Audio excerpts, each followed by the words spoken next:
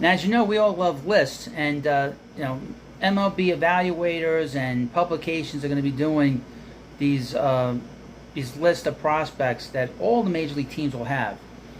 SNY.TV has put out their top 20 best prospects that the Mets now have, and this article is written by Joe DeMaio. He's a big evaluator for prospects online. Headline: Mets midseason top 20 prospects for 2023 season. Through trades and the draft, the Mets have overhauled their system in a very short time. The Mets' 23 season did not go as planned. Well, that goes without saying. They will have to make moves in 24 to be considered a contender, but they largely kept their core in place after the trade deadline. Now, now let's skip to the top 20 because that's what you're most interested in. Number one, best prospect according to Joe DeMaio is shortstop center fielder LUISANGEL ACUNA. Acquired in the trade for Max Scherzer trade, Acuna immediately jumps into the top 50-70 prospects in baseball. He may not possess the same star qualities older brother Ronald Acuna Jr. has, but he projects as an above-average regular with a higher floor than upside. Contact over power approach, but still needs to work on elevating the ball as his ground ball rate is a tad high. He's a really good athlete both in the field and on the base paths, with 42 stolen bases this season. He's played shortstop, second base, and started to dabble in center field.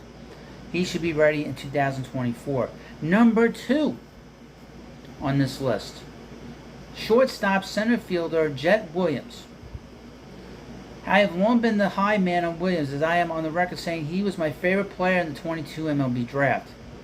He was considered one of the best bat-the-ball prospects in the class, as he rarely swung and missed on the showcase circuit. What has stood out in his first pro season is his plate discipline is looking elite. 19.9% walk rate and low A St. Lucie. His season average may not jump off the page, but over the last 2 months he's hitting .280 with a .438 on base percentage. As a smaller player, home run power won't be a huge part of his game, but doubles and triples he will be. He's the type of player that will create havoc on the base paths and has the versatility to play multiple positions on the diamond, with some scouts thinking second base may be his best spot. Projects as a top-of-the-order spark plug player. He should be ready by 2026. Number 3, outfielder Drew Gilbert. Gilbert was the top prospect acquired in the Justin Verlander deal. He was the Astros' first-round pick in 22 out of Tennessee. Shows plus plate discipline. You will see this trend here, and potential for 15 to 20 homers as he's improved his ability to put the ball in the air. He is an above-average athlete with a strong arm that can play all 3 outfield spots. Fiery, energetic, plays with his hair on fire. Pick your adjective, and that describes Gilbert. He's a 100% effort player all the time. Gets his jersey dirty, the type of player fans will gravitate towards.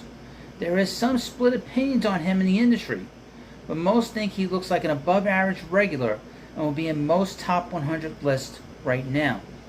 He should be ready by 2024. Number 4, catcher Kevin PARADA.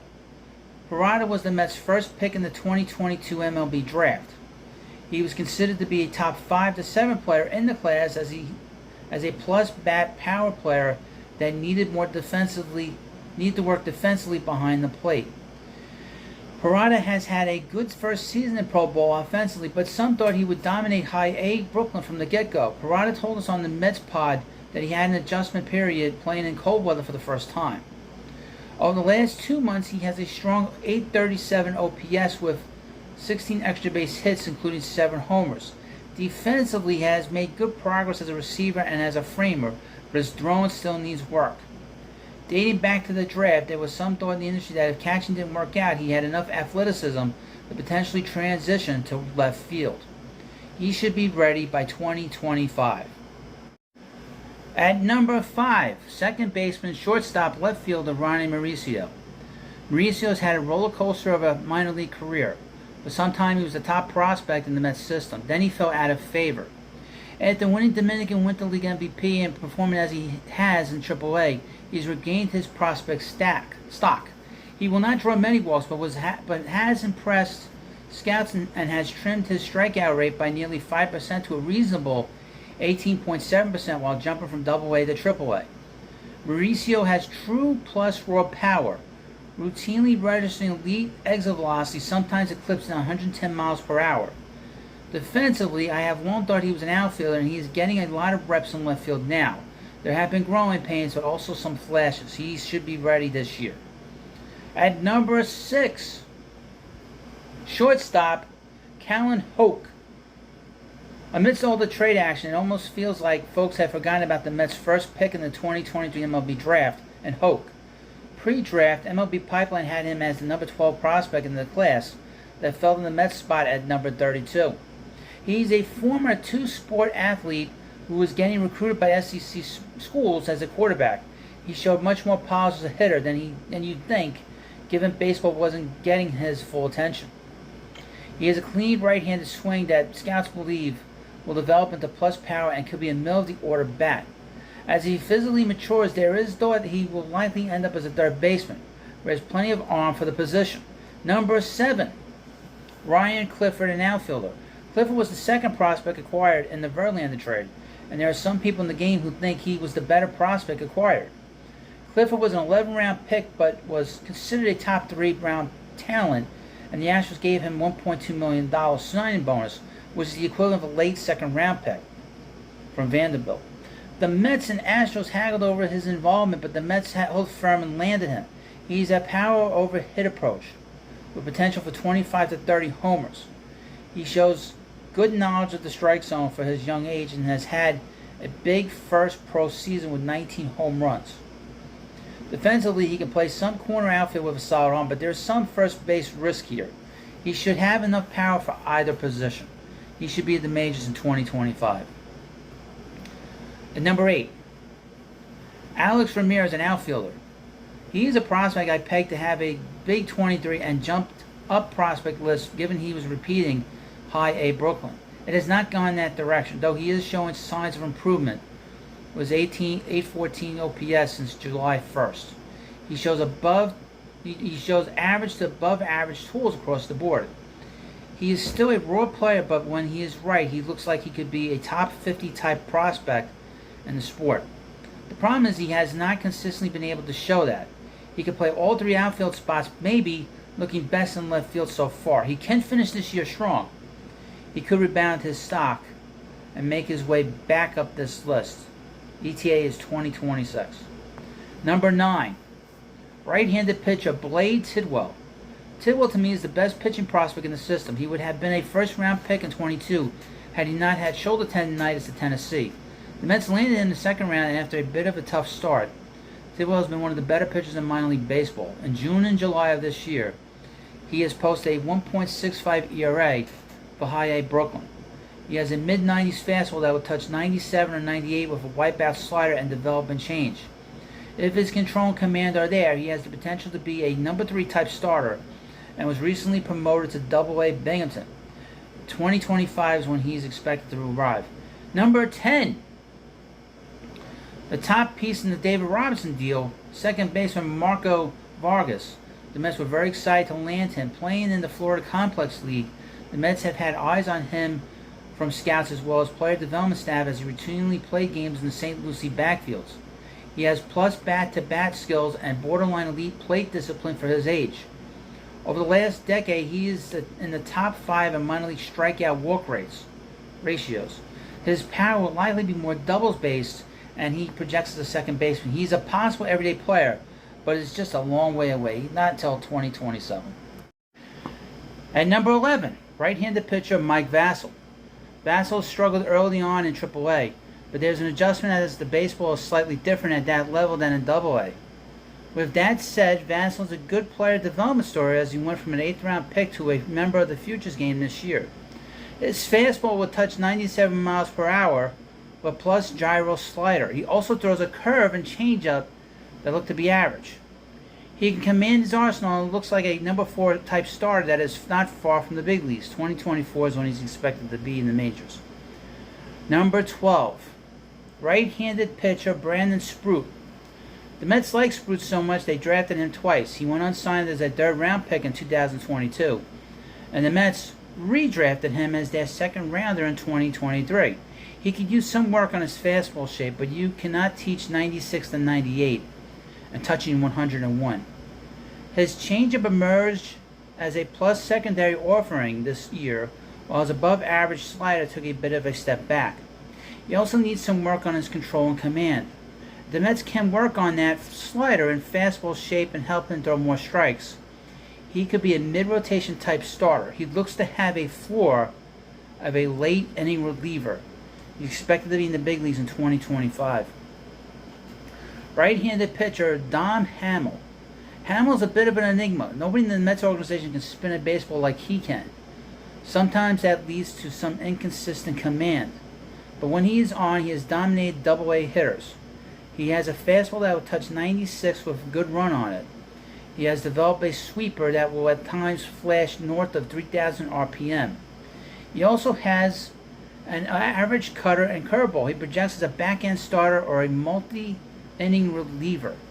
Expected to be in the big leagues 2024. Right-handed pitcher Christian Scott. Scott emerged as a legitimate pitching prospect this year. A former fifth-round pick out of Florida who was a reliever in college has transitioned to a starter with the Mets. They scrapped his slider in favor of a four-seam fastball that touches 97, and he shows the ability to elevate and get swings and misses on it. His slider is his best secondary offering with a lagging behind changeup and curveball. If he can continue his strike throw and develop that third pitch, he could be a number 4 type starter. If not, he could be a 2-pitch high leverage reliever. He'll be expected to be here in 2024. And number 15, right-handed pitcher Justin Jarvis.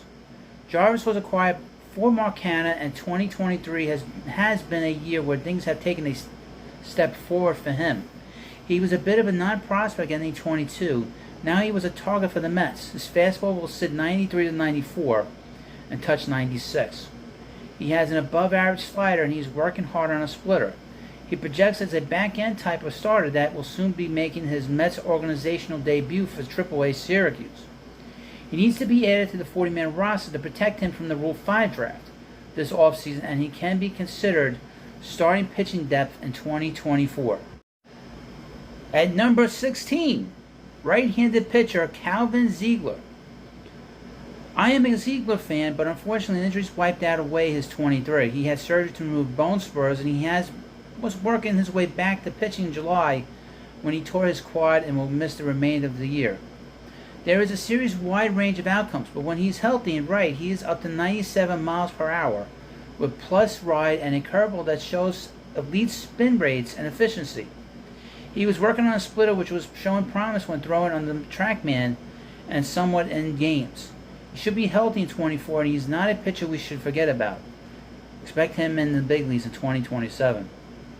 Number 17, shortstop Jesus Baez. Baez was not the Mets' top international signing in 22, but he has shown more than the others have early in their careers. He has plus raw power that showed in the Dominican Summer League last year and hasn't quite as much yet stateside. Though in July he posted a .302 batting average, he has improved defensively, but most still consider him a long-term bat, first third baseman. He should be expected to be here in 2027. Number 18, right-handed pitcher Tyler Stewart. Stewart has been as good as anyone in minor league baseball this year. He's another positive player development story. Going from a 6th-round pick in 22 as a reliever at Southern Miss to the minor league leader in ERA in 23 as a starter. He has quickly made his way up to Double-A. He throws strikes and will touch 95 miles per hour with a plus slider. There are some questions about getting swings and misses at the upper levels. He will need to develop another solid average pitch profile as a starter. But there is no reason to think he can't be a big league reliever if he just needs to remain a 2-pitch pitcher. And he's expected in 2024. At number 19, third baseman Jacob REIMER. REIMER was the Mets' 4th-round pick in the 2022 MLB draft from California High School. Already maturely built at 6'2" and 205 pounds, He has shown plus pitch recognition skills and is starting to tap into his above average raw power. If he physically matures more and puts on strength, there is potential for more power in his bat. Defensively, he's either a third baseman or first baseman long term. He's expected to be in the big leagues in 2026. And now the two-way player, and he's number 20 on this list, is Nolan McLean. McLean was the Mets' third-round pick out of Oklahoma State. He's a two-way player who will get the chance with the Mets to be a DH and reliever. Offensively, it might be the most raw power in the system, as he was hitting baseballs 420 plus feet at Oklahoma State. However, that comes with a strikeout rate north of 30%, close to 40%, which is not sustainable. Long-term scouts believe his future's on the mound, where he's up to 98 miles per hour with two pitches that flash, plus with spin rates around 300 RPMs in his slider and curveball. I'm not sure if the Mets will try to make him into a starter like they have done with Scott and Stewart, but he remains a reliever. This is legit closer upside. He's expected to be in the big leagues beginning in 2026.